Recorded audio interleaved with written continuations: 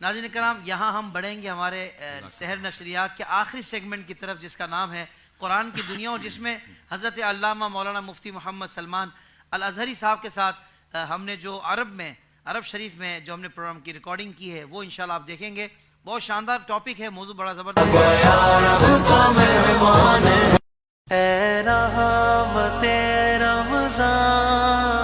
ہے. الحمد للہ رب العالمین والصلاة والسلام علی سید الانبیاء والمرسلین. ناظرین کرام، السلام علیکم ورحمۃ اللہ وبرکاتہ. آپ دیکھ رہے ہیں آئی ڈی ایس کے پلیٹ فارم سے بہت ہی پیاری نشریات جس کا نام ہے رحمت رمضان. میں ہوں آپ کا میزبان حافظ محمد طاہر قادری. الحمدللہ ہماری خوش نصیبی کہ ہمارے درمیان وہ شخصیت، ہم نے صرف ان کے ساتھ پوڈ کاسٹ کیا تو لوگوں نے کہا کہ بھائی صرف کیا پوڈ کاسٹ ہی کریں گے، اس کے بعد دیگر پروگرامز نہیں ہوں گے حضرت کے ساتھ. تو عوام کی طرف سے بہت ڈیمانڈ کی گئی، بہت زیادہ اس بارے میں عوام کی چاہت کا ہمیں اندازہ ہوا کہ عوام چاہتی ہے کہ حضرت کے ساتھ ایک سیریز ہونی چاہیے. تو الحمدللہ ہم ایک ایسی جگہ پر جو نہ کہ پاکستان ہے جو نہ ہندوستان ہے، ہم نے یہ انتظام کیا کہ حضرت کے ساتھ پروگرام کی ایک سیریز کی جائے. پروگرام کا نام قرآن کی دنیا، اور اس میں مختلف عنوانات پر بات کی جائے مگر قرآن سے. اور یہ الحمدللہ ہم سب کے پیارے محبوب اور مرغوب شخصیت حضرت علامہ مولانا مفتی سلمان احمد ازہری صاحب دامت برکاتہم العالیہ نے حضرت نے ہمیں وقت عطا فرمایا، اور یہ خوبصورت پروگرام کا گلدستہ لے کر ہم حاضر ہو چکے ہیں. تو سب سے پہلے حضرت کی بارگاہ میں السلام علیکم ورحمۃ اللہ وبرکاتہ. وعلیکم السلام ورحمۃ اللہ تعالی وبرکاتہ. مفتی صاحب، آپ کے ساتھ جب پوڈ کاسٹ کیا تھا تو یقیناً آپ کو بھی اندازہ ہوا ہوگا کہ لوگ پاکستان سے بھی بلکہ پوری دنیا سے الحمدللہ اور پورے ہندوستان سے لوگ آپ سے بڑی محبت کرتے ہیں. تو اس کے بعد آپ کو بھی آپ کے خاص دوستوں نے، خاص لوگوں نے کہا ہوگا کہ بھائی مزید پروگرامز بھی ہونے چاہیے آئی ڈی ایس کے ساتھ. کیا جذبات ہیں آپ کے؟ بالکل، آپ نے جو پوڈ کاسٹ کیا تھا وہ ہمارے مزاج کا تو نہیں ہے، چونکہ شروع میں ہی اس میں نے عرض بھی کیا تھا کہ لوگوں کے انٹرسٹ کے لیے سوالات ہیں تو ہم بتا دے رہے ہیں، ورنہ میری ذات ایسی نہیں ہے کہ جس کو پہچانا جائے، جس کو جانا جائے. ہاں، ہمارا جو مقصد ہے، ہمارا جو میدان ہے وہ علم دین کی اشاعت ہے، رسول پاک صلی اللہ تعالی علیہ وسلم کی محبت اور ان کے عشق کی خوشبو پھیلانی ہے. سبحان اللہ. اور اس سلسلے میں مسلسل دن و رات سفر بھی کرتا ہوں، اپنے علاقے میں جہاں ممکن ہوتا ہے پہنچتا ہوں اور لوگوں تک یہ پیغامات پہنچاتا ہوں. آپ نے بھی فرمایا، حکم فرمایا کہ اس میدان کے ذریعے سے، آپ کے پلیٹ فارم سے لاکھوں لوگ اگر سنتے ہیں اور قرآن کے پیغامات سنتے ہیں تو یہ بہترین ذریعہ ہے، بہترین راستہ ہے دوسروں تک پہنچانے کا. اور ہمیں یہ نہیں معلوم کہ آج سننے والے لوگ ہی ہمارے مخاطب ہیں، بلکہ ہو سکتا ہے 50 سال کے بعد بھی اس کو سننے والے ہوں، اور کوئی بات ان تک اثر کر گئی ہو تو اللہ تبارک و تعالیٰ ان کو ہدایت دے دی. تو یہ آپ کے میدان کے لیے ایک بہت ہی بڑا اعزاز ہے. الحمدللہ الحمدللہ، اللہ آپ کو جزائے خیر دے حضور. میں دل سے آپ کا شکریہ ادا کرتا ہوں. اور آج ہمارے ناظرین جب یہ پروگرام دیکھیں گے تو پھر ان کو اندازہ ہوگا کہ بھائی ایک بھی پروگرام مس کرنے والا نہیں ہے، کیونکہ حضرت پورا رمضان رحمت رمضان نشریات ہمارے ساتھ ہوں گے. یعنی ہم نے پوری ایک سیریز حضرت کے ساتھ الحمدللہ کرنی ہے، تو آپ ہمارے ساتھ ہی رہیے گا. اور ساتھ اس انداز سے صرف نہیں دینا کہ آپ نے پروگرام دیکھنا ہے اور سیکھنا ہے، بلکہ لوگوں تک بھی اس پیغام کو پہنچانا ہے. اس لنک کو آپ نے ضرور لوگوں تک پہنچانا ہے، تاکہ لوگ جتنا قرآن سے جڑیں گے انشاءاللہ دنیا بھی بہتر ہو جائے گی اور آخرت بھی بہتر ہو جائے گی. دنیا میں بے شمار کتابیں ہیں اور ہر کتاب کے کئی فائدے ہیں، لیکن قرآن مجید کائنات کی سب سے بہترین کتاب ہے. قرآن کریم رشد و ہدایت کا بے مثال ابدی سرچشمہ ہے. اور کیوں نہ ہو، آخر قرآن کی دنیا ہے ہی اس قدر وسیع اور اثر انگیز کہ جو اس کی ڈیپتھ میں جاتا ہے، جو بھی اس کی ڈیپتھ میں جاتا ہے، اس کے دامن میں جہاں کی ساری بھلائیاں آ جاتی ہیں. ناظرین کرام، قرآن پاک بندہ مومن کی روح، اس کی جان اور اس کا ایمان ہے. یہ دین و دنیا میں فلاح و کامیابی کا وسیلہ اور آخرت میں نجات کا ضامن ہے. یہ انسانوں کو ان کی حقیقت سے آشنا کرتا، قدرت کے نظام پر غور و فکر کی دعوت دیتا اور کائنات کے اسرار و رموز ان پر منکشف کرتا ہے. بے شک قرآن حکیم کتاب ربانی اور وسیلہ شفا اور نسخہ کیمیا ہے، کیونکہ یہی تو وہ کتاب ہے کہ جس میں دنیا کے تمام انسانوں کے دکھوں کا حل بھی ہے اور ان کی اخروی نجات کی ضمانت بھی۔ دور نبوت کا یہ شاہکار جب تک عملی زندگی میں اپنایا نہیں جائے گا، وہ حقیقی پروسیس شروع نہیں ہوگا جس سے ہماری سربلندی کا آغاز ہوگا۔ اور میں کیوں نہ کہوں، بے شک یہی وہ کتاب ہے جس سے ہماری قسمت جڑی ہوئی ہے، جس سے امت کا عروج و زوال بھی وابستہ ہے۔ تاریکی میں بھٹکی ہوئی انسانیت اس نور ہدایت سے جب فیضیاب ہوتی ہے تو عزت و سربلندی اس کا مقدر بنتی ہے۔ جس طرح سرور کائنات، فخر موجودات، پیارے آقا صلی اللہ علیہ وآلہ وسلم کی ذات گرامی میں تمام اعلیٰ اوصاف و امتیازات، خصائص و محاسن جمع کر دیے گئے ہیں نا، اسی طرح قرآن کریم بھی وہ سرچشمہ ہدایت ہے کہ جس کی تعلیمات کی اثر انگیزی اور فیوز و برکات کا سلسلہ تا ابد جاری رہے گا۔ یاد رکھیں، امت مسلمہ کی عظمت و سربلندی، عزت و وقار، دین و دنیا میں کامیابی اور آخرت میں نجات کا راز صرف و صرف قرآن و سنت سے وابستگی میں موجود ہے۔ ناظرین کرام، آئیے بڑھتے ہیں، کیونکہ آج کا جو ہمارا ٹاپک ہے نا، وہ ہے قرآن کے نزول سے اس کے تدوین تک کی کیفیات۔ آپ کہیں گے پروگرام کا نام قرآن کی دنیا، اور پہلا عنوان بھی اتنا شاندار کہ بنیادی اس میں گفتگو ہوگی قرآن پاک کے حوالے سے، کیونکہ نزول سے لے کر اس کی تدوین تک کی جو کیفیات ہیں اس بارے میں مفتی صاحب آج کلام فرمائیں گے۔ تو مفتی صاحب آغاز کرتے ہیں گفتگو کا۔ میں چاہوں گا سب سے پہلے یہ ارشاد فرمائیں، کیونکہ دیکھیں معترضین جو ہیں وہ مختلف قسم کے اعتراض بھی کرتے رہتے ہیں، اور بہت سارے اہل محبت ہیں کہ جن کو بنیادی باتیں نہیں پتہ ہوتی، تو پتہ ہونا یوں بھی ضروری ہے۔ تو یہ اس بارے میں ارشاد فرمائیں کہ قرآن کریم جو کہ اسلام کی بنیاد ہے، یہ کیسے مان لیا جائے کہ یہی اللہ کی کتاب ہے؟ اس بارے میں قرآن کیا کہتا ہے، یہ ارشاد فرمائیں۔ الحمد للہ وکفا وسلام علی حبیبہ المصطفیٰ، اما بعد فاعوذ باللہ من الشیطان الرجیم، بسم اللہ الرحمن الرحیم۔ اللہم صلی علی سیدنا و مولانا محمد معدن الجود والکرم وآلہ واصحابہ الکرام وابنہ الکریم وبارک وسلم صلاة دائمة سرمدا ابدا۔ بحمدہ تعالی و بکرم مصطفیٰ صلی اللہ تعالی علیہ وسلم، آپ نے اس سلسلے کا آغاز فرمایا ہے جس کا نام ہی آپ نے رکھا قرآن کی دنیا۔ جی، بلکہ ہم سب کی دنیا ہے ہی یہی۔ واہ واہ، جو قرآن کی دنیا ہے وہی ہم مومنین کی دنیا ہے۔ قرآن جو چاہتا ہے اس کے مطابق زندگی گزارنا ہی ایمان والے کے لیے ضروری ہے۔ اب چونکہ آپ نے اس سلسلے کا آغاز فرمایا تو ابتداءً جو ہے لوگوں کو، ناظرین کو یہ چاہیے کہ قرآن کے متعلق تھوڑی معلومات تو حاصل کر لیں۔ سبحان اللہ۔ اور سچ کہہ رہے ہیں آپ کہ معترضین جو ہے الگ الگ انداز میں اعتراضات لا رہے ہیں، جبکہ یہ ان کے پرانے اعتراضات ہی ہیں، لیکن وہ کتابوں میں موجود ہیں اور علماء اسلام نے اس کے شافی و وافی جوابات بھی عطا کیے ہیں۔ چونکہ سوشل میڈیا کا زمانہ ہے، ہمارے نوجوان کتابوں کو دیکھتے نہیں، اور جو نیٹ پر آیا ہے اور جو سوشل سائٹس پر آیا ہے اسی کو وہ سب کچھ سمجھ جاتے ہیں۔ جی، اسی لیے ان کے پھیلائے ہوئے پروپیگنڈوں سے متاثر ہو جاتے ہیں اور سوچتے ہیں اس کا جواب کیا ہوگا۔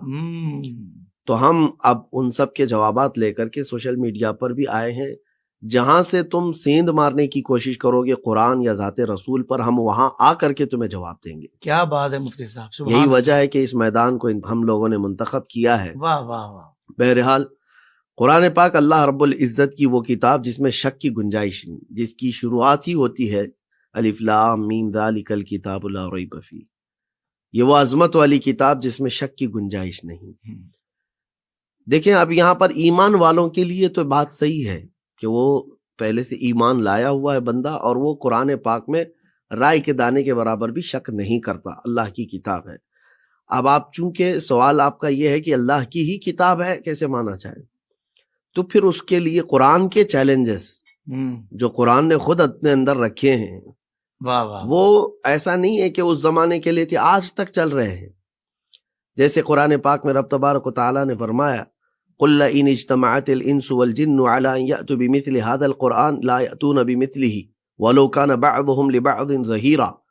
محبوب آپ فرما دیں کہ اگر سارے انسان جمع ہو جائیں اور سارے جنات جمع ہو جائیں اور ایک دوسرے کی مدد کریں، اس طرح کا قرآن لانا چاہیں تو لا نہیں سکیں گے. واہ واہ واہ واہ واہ. یہ 15ویں پارے کی آیت ہے. تو رب تبارک و تعالیٰ نے جب یہ فرمایا قرآن کی یہ آیت موجود ہے تو یہ چیلنج ہے قرآن کا کہ اگر واقعی تم یہ کہتے ہو کہ اس طرح کی کتاب تو انسانوں کی بنائی ہوئی ہو سکتی ہے تو لاؤ پھر اس طرح کی کتاب. یہ تو کلام ربانی کی بات ہوئی, لا نہیں سکو گے. اور رب تبارک و تعالیٰ نے اس کے بعد پھر تخفیف فرمائی, ارشاد فرمایا فَأْتُوا بِعَشْرِ سُوَرٍ مِثْلِهِ, اس کے مثل جو ہے 10 صورتیں تو لے آؤ. اس کے بعد پھر ہوا قُلْ فَأْتُوا بِسُورَةٍ مِثْلِهِ, کہ اس کے مثل جو ہے نا ایک سورہ تو لے کے آؤ. تخفیف ہوتی گئی. یہ چیلنجز ہیں قرآن پاک کے. اور پھر اللہ تعالیٰ نے یہ بھی فرمایا وَإِن كُنتُم فِي رَيْبٍ مِّمَّا نَزَّلْنَا عَلَىٰ عَبْدِنَا فَأْتُوا بِسُورَةٍ مِّن مِّثْلِهِ, ایک سورہ اس کے مطابق لے آؤ اگر تم شک کرتے ہو ہمارے بندے پر اتاری ہوئی, بندے خاص یعنی رسول پاک صلی اللہ علیہ وسلم پر اتاری ہوئی اس کتاب میں تمہیں شک ہے تو لاؤ اس طرح کی ایک سورہ. اب میں آپ کو بتاتا ہوں کن لوگوں کو یہ چیلنج کیا جا رہا ہے. وہ عرب جو فصاحت و بلاغت میں ان کا یہ کمال بات تھا, مفتی صاحب واہ واہ واہ, کیونکہ لٹریچر سے تعلق رکھنے والی چیز ہے. بہت اچھے, واہ واہ واہ. تو اس زمانے کے جو عرب دان تھے وہ آج کے عربیوں سے کئی درجے اوپر پہنچے ہوئے ہیں. آج کے جتنے بھی عرب ہوں گے یہ اپنی زبان کو صحیح یا غلط پہچاننے کے معیار کے لیے انہی پرانے شعراء کا ہی واسطہ لینا ہوگا ان کو. بالکل صحیح. انہی کا ریفرنس دینا ہوگا کہ فلاں نے یہ استعمال کیا تھا تو یہ عربی کی فصیح چیز ہے. تو اس زمانے کے شعراء اور اس زمانے کے فصحاء بلغاء کو یہ چیلنج ہو رہا ہے. لیکن آپ بتائیں کہ ان لوگوں کے پاس جنگیں لڑنے کے لیے بڑا ہتھیار جمع کرنا اور لوگوں کی فوج جمع کرنا اس سب کے لیے وقت تھا, تو پھر قرآن کے جمع کرنے کے لیے کیوں نہیں وہ سیریس ہوئے. جیسے مشہور بات ہے کہ اس وقت خانہ کعبہ پر جو ہے مشہور شاعروں کی اشعار لکھ کر کے لٹکائے جاتے تھے, اور جس کا سب سے اچھا ہوتا اس کا شعر خانہ کعبہ کے دروازے پر لگایا جاتا. صحیح. اور جب اس سے بھی اچھا آ جائے تب پھر جو ہے نا وہ پہلے والے کو نکال دیا جاتا, اب اس کو لٹکایا جاتا تھا. اچھا. تو یہ اعزاز تھا ان شاعروں کا کہ ہمارا لکھا ہوا کلام جو ہے خانہ کعبہ پر لٹکا ہوا ہے. تو پھر یہ شعراء جاہلی جب لگاتے تھے تو ایک مرتبہ ایسا ہوا رسول پاک صلی اللہ تعالی علیہ وسلم نے سورہ کوثر کی 3 آیتیں انا اعطیناک الکوثر فصلی لربک وانحر ان شانئک هو الابتر یہ لکھوائی اور پھر اس کو خانہ کعبہ کے پاس لٹکایا. اب ظاہر سی بات ہے اس سے بہتر کلام ہوگا تو اس کو ہٹایا جائے گا اور دوسرا شعر لایا جائے گا. اب جب خانہ کعبہ پر یہ کلام لگایا گیا تو سب ارد گرد جمع ہوئے اور کلام کی معنویت وہ عرب سمجھ سکتے ہیں. کیا بات ہے, واہ واہ. آج کے زمانے میں اس کو ایکسپلین کرنا بھی ہمارے لیے مشکل ہے کیونکہ عربی زبان کی وسعت وہ عرب کا فصیح آدمی سمجھ سکتا ہے, کتنی گہرائی ہے کتنی گہرائی ہے اس کے اندر. واہ واہ واہ. تو اب شعراء بھی ادبا بھی فصحاء بلغاء سب آتے تھے اور دیکھتے تھے اس کلام کو, اور پھر ان لوگوں نے کہا کہ یہ محمد عربی صلی اللہ تعالی علیہ وسلم کا یہ لکھا ہوا کلام یہ تو اثر کر جائے گا سارے لوگوں کو. تو سب جمع ہو کر کے ایک بہت بڑے شاعر کو لے آئے جس کے فی البدیہہ شعر کہنے میں کوئی مثل نہیں تھا. اس کو لے آئے اور کہا کہ دیکھو آپ کو تو جواب لکھنا ہوگا. تو وہ آیا اور آ کر کے پڑھا اس نے کہ یہ 3 آیتیں یہاں پر لکھ کر لگائی گئی ہیں انا اعطیناک الکوثر فصلی لربک وانحر ان شانئک هو الابتر. اس کے بعد اس نے کہا میں بھی جواب لکھتا ہوں, اور اس نے ایک ٹکڑا لیا, پارچہ لیا اور اس پہ لکھا ما ھذا کلام البشر. اسی کے وزن پر اس نے فصلی لربک وانحر ان شانئک هو الابتر نیچے لکھتا ہے ما ھذا کلام البشر. اللہ اکبر. یہ بشر کا کلام ہو ہی نہیں سکتا. کیا بات ہے مفتی صاحب, سبحان اللہ سبحان. تو میں یہ کہہ رہا ہوں اس زمانے میں جن لوگوں کو چیلنج کیا گیا تھا ان لوگوں نے تسلیم کیا کہ بشر کا کلام نہیں ہو سکتا, یہ اللہ کا کلام ہے, یہ اللہ کا کلام ہے. جن لوگوں نے یہ بھی کہا کہ جادوگری ہے, سحر ہے, کہانت ہے, یہ تو صرف حسد و عناد میں کہتے تھے.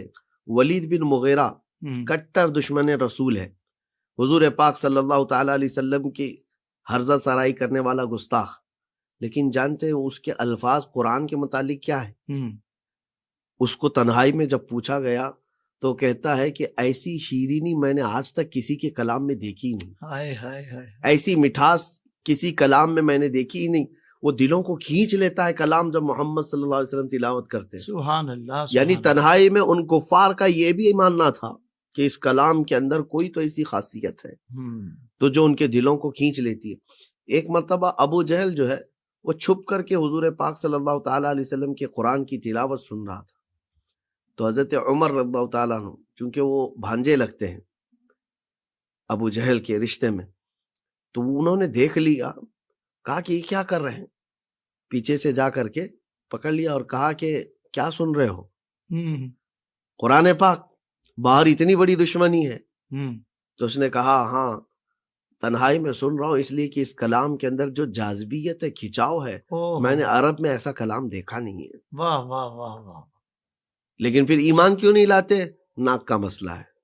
یعنی یہ ہے کہ اگر ایمان لے آئے تو اتنے دنوں تک جو دشمنی کیا ہے تو وہ لوگ کیا کہیں گے، یہ والا جو مسئلہ ہے نا وہ آج بھی موجود ہے کچھ غیر مسلمین کے لیے جو ہدایت کے قریب نہیں آتے، صرف اس بات کو سوچ کر کے کہ کیا کہیں گے لوگ. لوگوں کے متعلق سوچ سوچ کر کے کئی لوگ اصلاح کے راستے پر بھی نہیں آتے. اللہ، یہ بہت بری کیفیت ہے جو شیطان ڈالتا ہے، اصلاح کے راستے پر بھی نہیں آتے. بہرحال قرآن چونکہ اللہ تبارک و تعالیٰ کی کتاب ہے تو یہ اس زمانے میں بھی ایسی محکم تھی اور آج بھی. چلے اس زمانے میں شعراء ادبا وہ نہیں کر سکے، اگرچہ ایک مشہور واقعہ یہ بھی ملتا ہے، لگے ہاتھوں میں آپ کو یہ سنا دیتا ہوں کہ مکہ والے بڑے پریشان رہے کہ چیلنج پر چیلنج ہے قرآن کا کہ اس طرح کی ایک کتاب لے آؤ، اس طرح کی 10 سورتیں لے آؤ، اس طرح کی 10 آیتیں لے آؤ، ایک طرح کی سورے لے آؤ، لا نہیں پا رہے ہیں. جبکہ ان کے جو لکھے ہوئے مکہ کے قصائد ہیں نا عربی میں وہ اتنے زیادہ ہیں کہ ان کا احاطہ مشکل ہے. ان کے جو دیوان ہیں، ارے وہاں ایک آدمی کسی کا انتقال ہو جاتا تو وہ اشعار اتنے پڑھے جاتے کہ 2 سال تک روتے تھے لوگ ان کے اشعار پر. یہ وہاں پر مرثیہ خوانی کا جو سلسلہ تھا، کسی کی ہجو، کسی کی تعریف، اس میں بہت کمال کو پہنچے ہوئے لوگ، لیکن 10 صورتیں یا ایک صورت یا 10 آیتیں بھی نہیں لا پا رہے. تو پھر ان سب لوگوں نے میٹنگ کی کہ جو فصیح و بلیغ شعراء ہیں ان کو کرائے پر حاصل کر لیا جائے. تو مکہ کے بڑے بڑے رئیس حضرات نے کچھ شعراء کا انتخاب کیا جو باہر کے تھے، مکہ میں رہتے نہیں تھے. ان کو بھاری بھرکم انعامات اور ان کو قیمت دینے کی بات کی، کہا اس قرآن کا جواب لے کے آؤ. تو وہ سب کہے کہ یہ تو آسان سی باتیں کر کے لائیں گے، لیکن سرسری طور پر آسان سی بات ان کو لگی ہوگی پیسہ دیکھ کر کے. اب وہ گئے اور اس کے بعد سال بھر ماتھا پیٹتے رہے لیکن بنا نہیں سکے. آئے دوسرے سال حج کے موسم میں یہ سب آتے تھے، مکہ کے بڑے بڑے یہ رئیس سب انتظار میں تھے کہ کچھ جواب لائے ہوں گے. پوچھا کچھ لائے؟ ان سبوں نے کہا کہ نہیں، وقت بیت گیا، کچھ لا نہ سکے، کچھ پیسہ اور دو ہمیں، اگلے سال لے کے آ جائیں گے، جواب لے آئیں گے. تو اور پیسہ لے کر کے گئے، پورا سال گزر گیا، پھر بھی جواب نہیں بنا پائے. لیکن کچھ ایسے الفاظ ڈھونڈ کر کے لائے جن کو عرب کے درمیان انہوں نے یہ سمجھا کہ یہ فصیح جملے نہیں ہیں، فصاحت سے گرے ہوئے ہیں، لٹریچر کی لغت نہیں ہے، یہ اصطلاحات نہیں ہیں. 4 جملے وہ ڈھونڈ کر کے لائے قرآن پاک سے، 4 کلمے، جملے بھی نہیں. تو انہوں نے کہا کہ یہی بہت ہے، اب اتنا ہی بتا دیا جائے کہ قرآن فصیح نہیں ہے تو عرب اس کو قبول بھی نہیں کریں گے. جو فصاحت سے گرا ہوا کلام ہے وہ اس کو ایکسیپٹ نہیں کیا جائے گا، کیونکہ دعویٰ تو یہ ہے کہ قرآن کے برابر کی فصاحت کسی کے پاس نہیں ہوگی. تو اب یہ شعراء اگلے سال آئے، یہ سارے مالدار ان کے انتظار میں تھے. پوچھا کچھ لائے؟ تو انہوں نے کہا جواب تو نہیں لا سکے لیکن 4 غلطیاں لے کے آئے ہیں جو فصاحت سے گری ہوئی ہیں. یہ لٹریچر سے تعلق نہیں رکھتے یہ کلمے، اور یہ قرآن میں آئے ہوئے ہیں. تو اب توجہ چاہتا ہوں میں. پوچھا ان لوگوں نے چلو ٹھیک ہے اتنا تو کر کے لائے ہو، وہ بتاؤ تو صحیح کیا ہے. تو ان شعراء نے کہا ایک لفظ ہے حضوا. یہ الفاظ بھی یاد رکھنا چاہیے ناظرین کو، کیونکہ یہ واقعہ بھی جو ہے نا بڑا انٹرسٹنگ ہے. حضوا یہ مذاق کو کہتے ہیں عربی میں، لیکن حضوا کا استعمال عرب لوگ نہیں کرتے، استہزاء کہتے ہیں. صحیح، استہزاء ہوتا ہے. حضوا کیا چیز ہے؟ تو انہوں نے کہا یہ تو ایک نیا لفظ دکھتا ہے، عرب اس کا استعمال نہیں کرتے. عربوں میں استعمال نہیں ہے، تو یہ فصاحت سے گری ہوئی چیز ہے۔ ہم، اس کے بعد پھر جو ہے دوسرا لفظ انہوں نے کہا کہ اس میں آیا ہے کبار۔ کبار جو ہے نا یہ بڑی عمر والے کو کہتے ہیں، اور اصل میں استعمال ہے کبیر۔ عربی کی لغت میں، عربی کی زبان میں کبیر استعمال ہے۔ یہ قرآن میں جو ہے نا کبار آیا ہے، تو یہ وَمَكَرُوا مَكْرًا كُبَّارًا قرآن پاک میں یہ بھی ہے۔ تو انہوں نے کہا یہ فصاحت سے گرا ہوا ہے۔ دو کلمے ہو گئے، حضوا، کبار۔ کبار۔ اچھا، اور آگے چل کر کے وہ کہتے ہیں اور دو کلمے آئے ہیں، لَشَيْءٌ عُجَاب۔ عجاب۔ ہاں، لَشَيْءٌ لِشَيْءٍ ہو سکتا ہے ہم، قاعدے کے اعتبار سے، گرامر کے اعتبار سے، لیکن یہاں پر لَشَيْءٌ عُجَاب کہا گیا۔ عجاب نہیں ہوتا، عجیب ہوتا ہے، یعنی کوئی بہت تعجب والی بات ہو، عجیب ہے، لیکن یہاں عجاب کا استعمال ہوا ہے جو کہ عرب استعمال نہیں کرتے۔ تو مکہ کے جتنے سیٹھ تھے کہا یہ بھی تو بڑی بات ہے، چلو اتنا تو لے آئے وہ 2 سال میں، قرآن کے اندر یہ چیزیں ہیں، ٹھیک ہے۔ یہ اس زمانے کی بات کر رہا ہوں جس میں قرآن مسلسل چیلنج دے رہا ہے۔ صحیح۔ اب یہ ساری چیزیں لے کر کے کہے کہ آپ جاتے ہیں محمد صلی اللہ علیہ وسلم کے پاس اور کہتے ہیں کہ تمہاری یہ جو پیش کی جانے والی کتاب ہے یہ تو فصاحت سے گری ہوئی ہے، اور آپ کہتے ہو اللہ کا کلام ہے۔ تو یہ سب چیزیں لے کر کے حضور کے پاس آئے، کہا کہ ہم آپ کے کلام سے کچھ غلطیاں لے کر کے آئے ہیں جو فصاحت سے گری ہوئی ہیں، ان کا فصاحت سے تعلق نہیں ہے۔ حضور پاک صلی اللہ علیہ وسلم نے ان کے کلمے سنے ہی نہیں، ہم، کیا ہے کیا نہیں ہے۔ کہا کہ ٹھیک ہے لے آئے ہو تو اب فیصلہ بھی تو ہوگا نا، فصاحت سے تعلق ہے یا نہیں ہے، اس کے لیے میں ایک طرف ہوں اور تم ایک طرف ہو۔ ایسا کرو کہ جو عرب کا سب سے زیادہ فصیح انسان ہوگا اس کو آپ لے کے آؤ فیصلے کے لیے۔ تو ان لوگوں کے اوپر چھوڑ دیا گیا کہ آپ لے کر کے آؤ جو فصاحت اور بلاغت کا بادشاہ ہونا چاہیے، بہت جس پر اچھے، سب کا اتفاق ہو۔ بہت اچھے۔ تو اس وقت عرب کا ایک ایسا بوڑھا آدمی جس کی عمر 96 تھی، 96 سال کا تقریباً، بوڑھا آدمی جو پہاڑوں پر رہتا تھا اور شہر میں صرف اس لیے نہیں آتا تھا کہ شہر کی زبان اس کی فصاحت میں مل نہ جائے، اللہ اکبر، نئے کلمے مل نہ جائیں۔ شہر اوہ، والے مکس کلچر والے لوگ ہوتے ہیں، اتنا بلند معیار رکھتا تھا۔ ہاں، کہ مطلب اس کی زبان کی فصاحت میں کوئی بات نہ آئے، اس لیے وہ پہاڑوں کے اوپر زندگی گزارتا رہا۔ کیا بات ہے۔ تو عرب کے سارے گئے اس کے پاس اور جا کر کے اس سے کہتے ہیں ایک مسئلہ آ گیا ہے، ایک مسئلہ آ گیا ہے کہ آپ کو فیصل بن کر کے چلنا ہے کہ ہمارے اور محمد صلی اللہ علیہ وسلم کے درمیان ایک مقدمہ ہو رہا ہے۔ انہوں نے الفاظ تو نہیں کہے لیکن یہ کہا کہ کچھ فصاحت اور بلاغت کے متعلق آپ کو فیصلہ دینا ہے۔ بوڑھا چل پڑا کہ چلو ٹھیک ہے، فیصل کی حیثیت سے جانا ہے، میں آ رہا ہوں۔ جب وہ اس بوڑھے آدمی کو منا کر کے لے کر کے آئے حضور پاک صلی اللہ علیہ وسلم کے پاس، اس وقت نبی پاک صلی اللہ تعالیٰ علیہ وسلم جلوہ فرما ہے۔ لوگوں نے کہا کہ صاحب آئے ہیں اور فیصل کی حیثیت سے آئے ہیں۔ حضور نے دیکھا تو آپ بیٹھے رہے۔ بوڑھے کی عمر 96 اور 96 سال کا، اس کے لیے کوئی آپ نے وہ نہیں دکھایا۔ وہ آ کر کے دیکھا حضور صلی اللہ علیہ وسلم بیٹھے ہوئے ہیں تو وہ بھی آ کر کے بغل میں بیٹھ گیا۔ جیسے ہی وہ بیٹھا حضور کھڑے ہو گئے، حضور پاک صلی اللہ علیہ وسلم کھڑے ہو گئے تو پھر وہ بھی گھبرا کر پھر وہ بھی کھڑا ہو گیا۔ حضور پھر بیٹھ گئے، پھر وہ بھی بیٹھ گیا۔ ایک 96 سال کے بوڑھے کو اٹھک بیٹھک کرانا آسان بات تو ہے نہیں، اور پھر بیٹھ گیا تو حضور نے فرمایا یہاں نہیں، ادھر آئی جائیے۔ تو اس کو سامنے بلایا، پھر اس کے بعد وہ سامنے بیٹھ ہی رہا تھا کہ حضور نے فرمایا نہیں ادھر ہی صحیح ہے، ادھر بیٹھ جائیں۔ یہ جو 2-3 مرتبہ ہوا سٹیا گیا دماغ کے اوپر۔ ظاہر سی بات ہے بوڑھوں کو جلدی غصہ بھی آتا ہے۔ غصے میں آیا بوڑھا اور بول پڑا محمد صلی اللہ علیہ وسلم پر، حضور کو مخاطب کر کے کہنے لگا یا محمد اتتخذونی حضوا وانی شیخ کبار وان ھذا منکم لشیء عجاب۔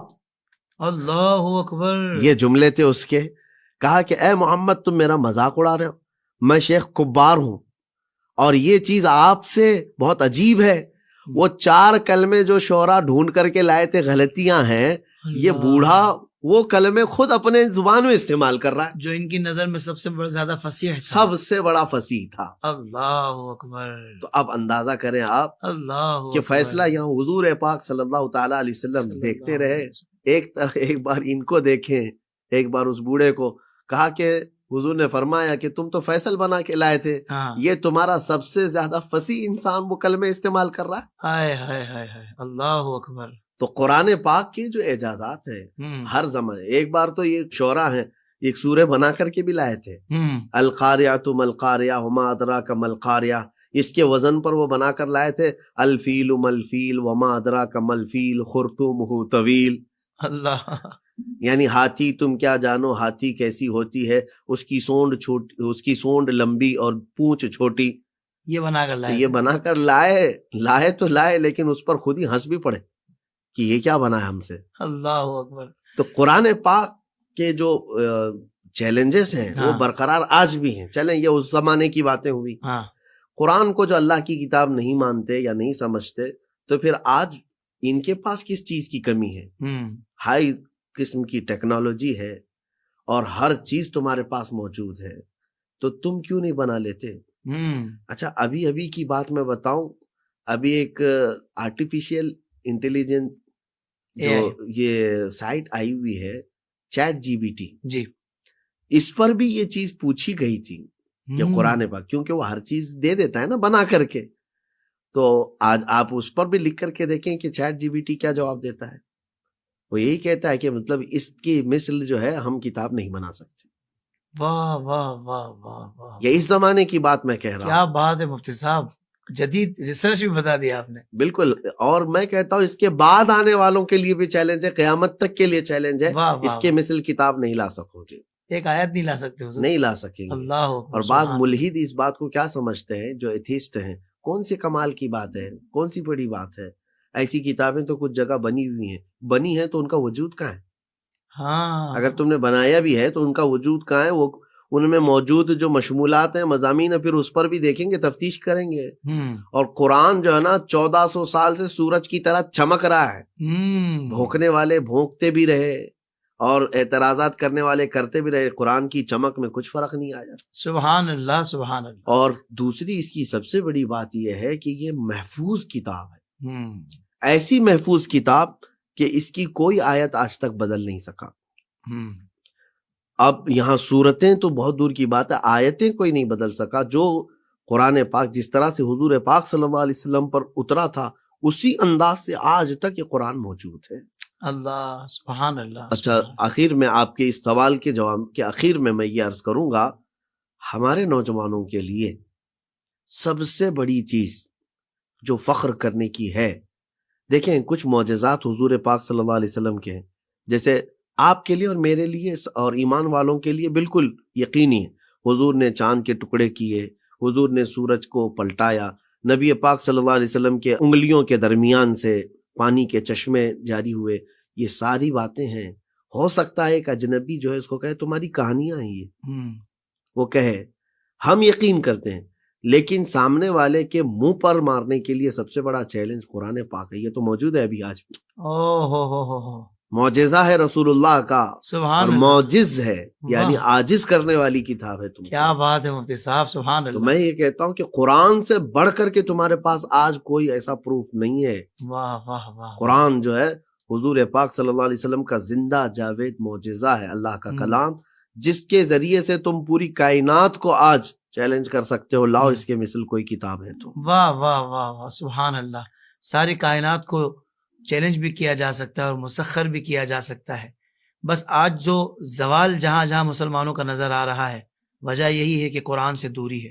یہ اتنا بڑا آپ کے پاس اتنی عظیم کتاب موجود ہے کہ آج بھی آپ اس کے ذریعے جب آپ منہ توڑ جواب دے سکتے ہیں، منہ بند کروا سکتے ہیں ملحدین کے، تو پھر بھی ہم قرآن پاک سے دور ہیں، اس کی تعلیمات سے دور ہیں. مسلمانوں کچھ تو خیال کرو. مفتی صاحب نے جو واقعہ سنایا نا، تو میرے ذہن میں اعلیٰ حضرت کا وہ شعر آ رہا تھا، منہ بند کروا سکتے ہیں ملحدین. اعلیٰ حضرت نے کہا نا کہ تیرے آگے یوں ہیں دبے لچے فصحا عرب کے بڑے بڑے، کوئی جانے منہ میں زبان نہیں بلکہ جسم میں جا نہیں.